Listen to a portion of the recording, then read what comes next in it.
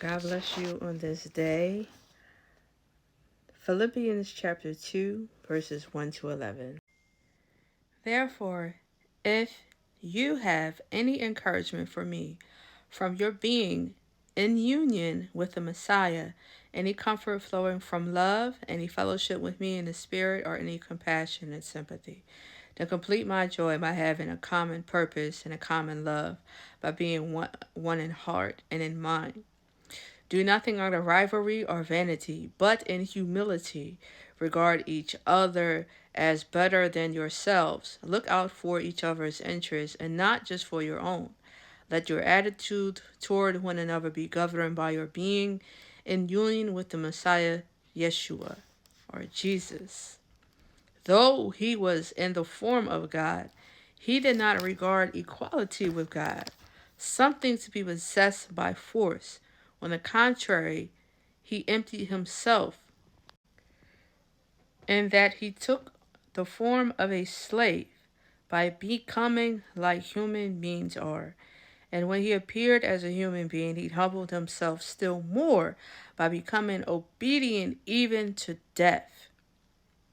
Death on a stake as a criminal.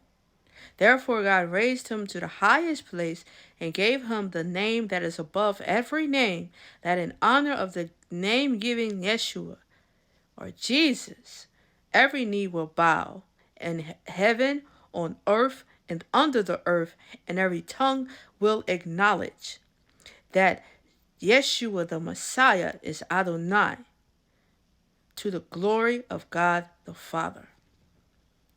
May I hear the word be blessed, and may you be blessed by the reading and the hearing and the listening and doing of God's word. That is in a different transliteration, and it is from the Jewish Bible.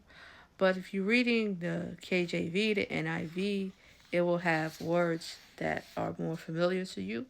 However, I wanted to read this verse because it is triggering you to ask the questions of how can you have the mindset of Christ as you interact with others.